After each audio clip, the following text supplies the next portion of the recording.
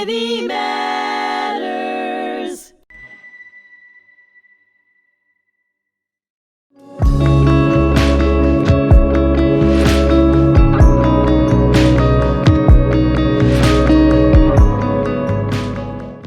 Hello, I'm Bernie Furshpan here at HMTV at the Holocaust Memorial and Tolerance Center here on Long Island. I'm your host of Raised by Survivors. I have a wonderful guest with me today who I've known for quite some time.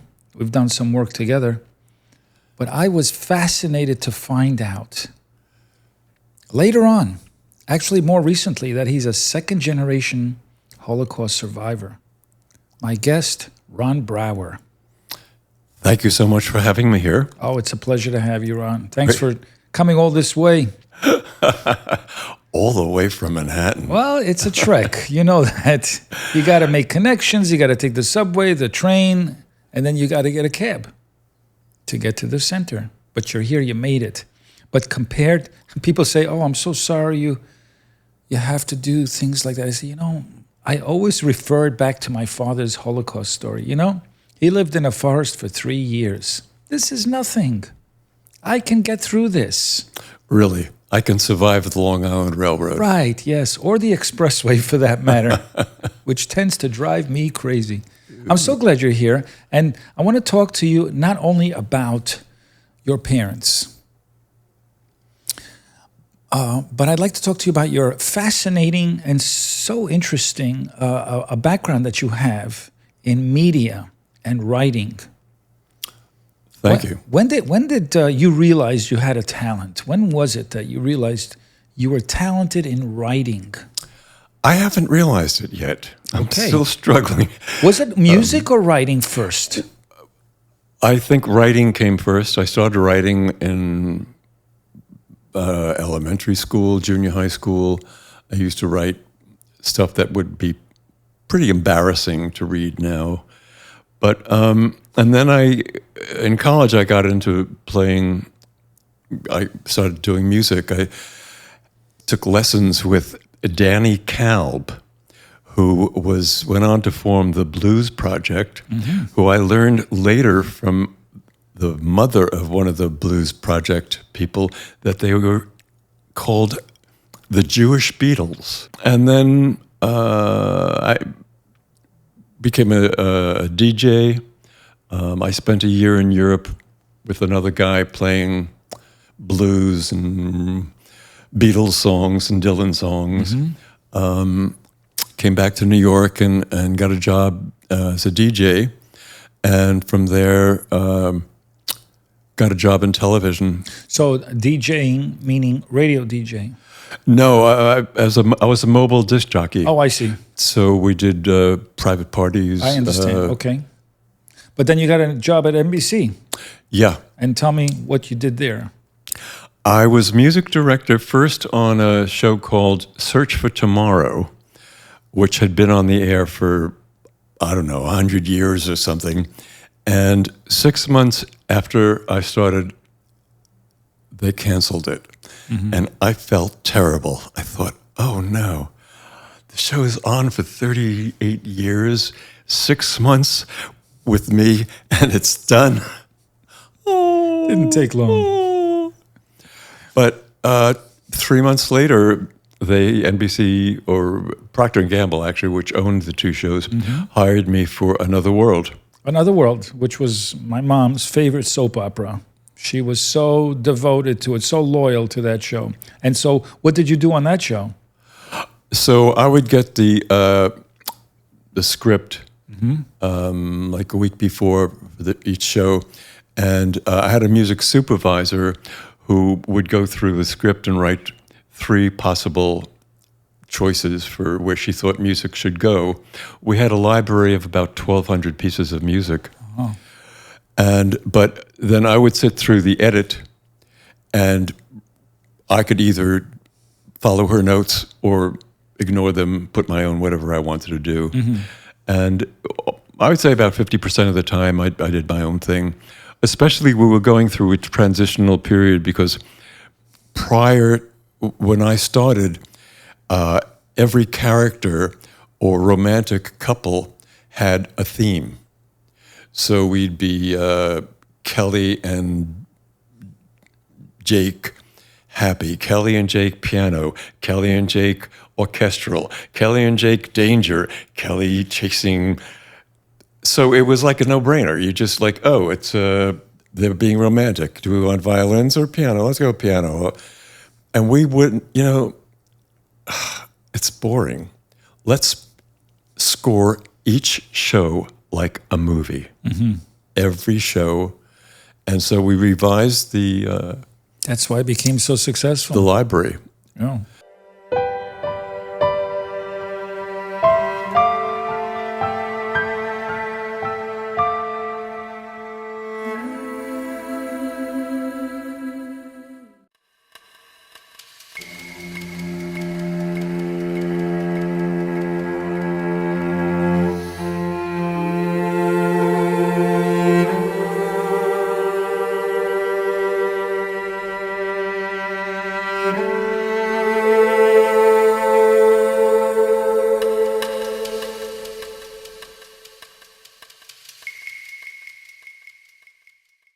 And so we did. It was really fun. That has a lot to do with people's experience watching it, right? The music and the backdrop actually elevates a certain sense, a certain mood.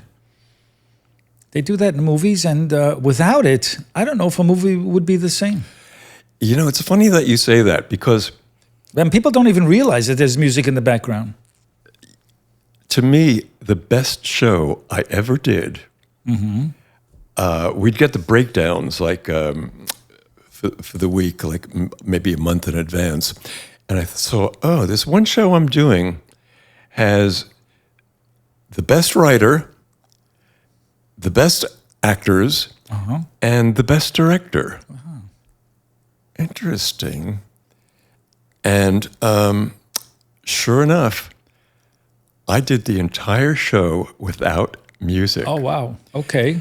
And then the executive producer came down, the line producer came down to see the final show, and she said, I get it, Ron, but can you put music in that one scene?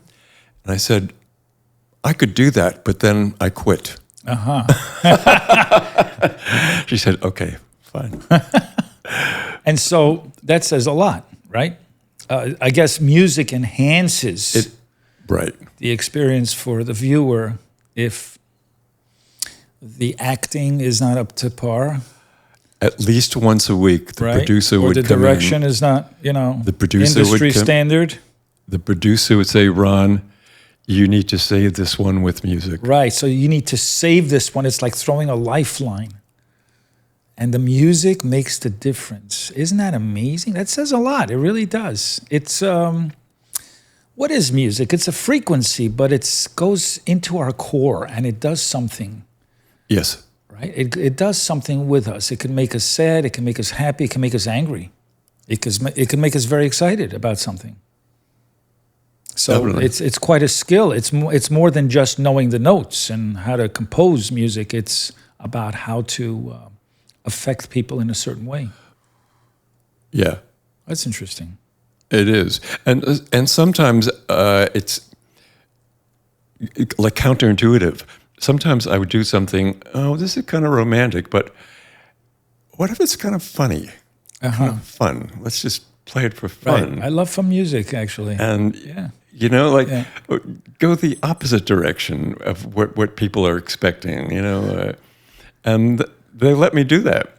I did win an Emmy. You won an Emmy? An Emmy for music. Okay, you should be proud of that. So, yeah. Congratulations on that. It got me some leeway in what I wanted to do. So. When did you transition to writing? Well, after Another World went off the air. Right. I think that was in April of '99. Mm-hmm. In late June, I got a call that NBC was introducing a new soap opera called Passions. This was in L.A. And there was a problem because the show was supposed to air, first show, I think July 5th, and it was now the end of June, and NBC hadn't accepted any of the shows yet. And they said, Ron, could you come out here and help us? Okay. And the problem was they thought they were doing a rock and roll show, and it was all teenagers. In fact, the saying in LA at that time was, if you're driving to an audition, you're too old for the part. So I listened to the music that they had, and it was always like, guitar. Yeah. Okay. But they had nothing emotional. And these kids were like, so like a typical soap opera scene would end, we have to talk. And then there'd be close up. Mm-hmm. Very dramatic. Close up. Yeah. And all I had was, dun, and these kids would be like, we have to talk. So you learned a lot. Oh, Nothing. my God, you almost destroyed. Like you learned a lot from... well, what I eventually did was wisely, the composers had put a string pad underneath it, like just some sustained organ synthesizer notes. Right. And I was familiar with Pro Tools, which is everything's broken down by track. And I just pulled out that track, looped it, and so we have to talk. Who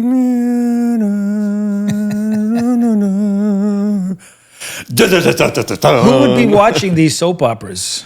What was their audience? I think they were after a younger audience. They were. Who have no interest in watching soap operas. No. The show was only on for a couple of years, I think. Mm-hmm. So it did get through at least a couple of years. Yeah. But then, of course, they probably lost interest. People probably lost interest. It was also a financial thing. It costs a lot to do an hour, 52 minutes, 5 days a week, 50 weeks a year. It's a lot of money. You've got writers and actors and directors and the NABET people. Right, and if they didn't have the right sponsors, they just couldn't afford it. Yeah, that's what it boils down to. Yeah. I mean, if it's successful and there's a lot of interest and they have a big, following and the ratings are high, they could afford it. But okay, all right. So that was an experience for you. But you brought with you. Yeah, but once lessons. They replaced the music department on Passions, and there was a whole political thing. And I was out there with my kids, who were then 10 and 13. And I said, "Do you guys want to stay in LA? I can get another job here. Or do you want to?" And they were like, "No, we want to go back to New York." I said, "Fine." So we came back to New York, and I was like, "You know what? I don't watch soap operas. Why am I doing this? I don't even watch that much television. I want to write movies, is what I want to do. I want to make movies. I want to write." So I had some income from some royalties, from music royalties. So I wasn't terribly worried for a few years. And that's when I started writing screenplays. So you wrote a screenplay about your family's experience in Berlin. Leaving Berlin. I read that screenplay. I'd like to see this turned into a film. It's a beautiful story. It's an incredible story. It's not just a beautiful story. It's a story of survival, people escaping the Nazi regime, how they did it, how they managed to get through. They ended up here in the United States. There's so many stories, but this one is unique. Tell me what's so unique about this story. Well, it's a short story. It's a short screenplay, and it's based on my mom's experience when she was 15, and they were living in Berlin, her younger sister and her parents, and people who were really paying attention, Jews, were leaving if they could do it. My grandmother had two sisters who in 1934, I think, immigrated to what was then Palestine. My grandfather's sister had immigrated to New York and started a business. My grandfather was apparently convinced that this whole Hitler and the Nazis was just a crazy passing phase and it would go away. And I grew up hearing these stories about how he was mistaken. He had been a war hero in World War I. He was badly wounded on the Russian front. Right, but he was a war hero for Germany. For Germany, right. As a Jew. I mean, a lot of people don't know that Jews served in the military. In the military. In the government, medical doctors, lawyers, in every sector in Germany. They really assimilated and were proud Germans. Proud Germans. Yes. And that's how apparently, he was, I'm a German. This too shall pass. And then one morning, this woman in some kind of a uniform knocked on their apartment door and came in and very polite, Mr., Mrs., Herr Scheidlige, Frau, blah, blah. I just want to tell you that the Gestapo is coming tonight to take you and your family away. Fortunately, they had visas to come into America, which my grandfather's sister had arranged, and they had an open ticket on a ship from Paris to New York. They just had to get from Berlin to Paris. And my grandmother had the train schedule. There's a train at 6 o'clock, we can get there. And then my grandfather was like, I left my passport and papers in Poland. They were originally from Poland and they had relatives there and they used to go there on vacation. So he said, I have to go to Krakow to get my papers, but I'll meet you. You go ahead and I'll meet you in a couple of days in Paris. So my grandmother was like concerned that walking around Berlin all day with the two girls, it would attract attention. So my mother, who was 15, my grandmother gave her some money and said, go buy yourself a book, sit in a coffee shop and read and just meet us at the station at 5:45. So my mother was, of course, the first thing she did was go into a beauty parlor and get a permanent. And then she got some scandal magazines instead of a book. And then she wandered around found a coffee shop, and she looked in the window, and there in the coffee shop was my grandfather, who was supposed to be on his way to Poland.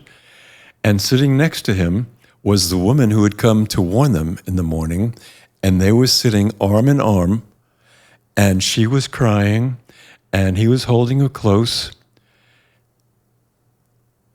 And this story, my mother kept as a secret for her entire life until in 2012, when she was on her deathbed in Las Vegas.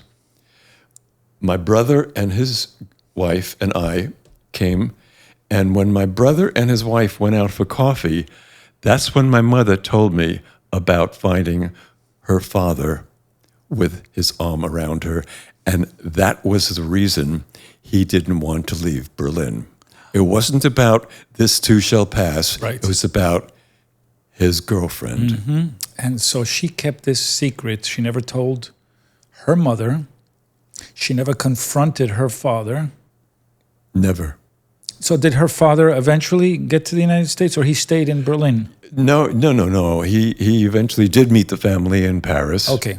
That was a whole other thing because... Right. But she knew what was going on. How did that... Did she ever tell you? Oh, I guess she didn't tell you this story until... She didn't tell us. Till her deathbed. So this was all new to you. Well, how did you feel about it? And how did your brother feel about it? I was shocked, but I believed it. My brother didn't believe it at all. His wife was like, well, maybe. So did your brother think that maybe she's hallucinating, she's dying, she could be making this up? He said, well, yeah, she's in a lot of pain, she's on meds. I said, she's not on meds. She does a thing called Silva mind control, where she controls what she's feeling, pain, anything like that. She was not taking any meds. So at the airport, after Mom did die, she was in hospice care and she's on her last legs. And when she died and we did the funeral, in the airport, I told them what Mom had told me. And my brother was, I don't think so.